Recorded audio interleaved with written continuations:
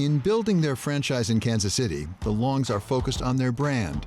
One of the leading jersey sales. And one of the things that has limited the growth of women's professional sports franchises, a dedicated place to practice and play. This whole space is for the Kansas City Current. I think that alone is a big differentiator because most other women's teams are playing in someone else's stadium. So they're relegated to a smaller space that might be more akin to a visitor's locker room. I think one of the things that is harder to put a value on, but incredibly important, is brand recognition. The first year that we had a team, it was a little bit like, oh, did you know there's a women's professional team in Kansas City now? To the point where we are now, where if we go somewhere and travel outside the country, people say, oh, Kansas City, isn't that the place that built the stadium for the women's team?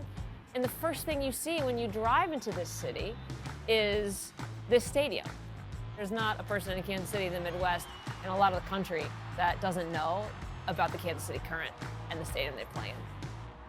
I think from a revenue perspective, I'm unaware of another women's professional sports team globally that's done as much revenue as we did this past year, which, by the way, is only our 4th season in operation.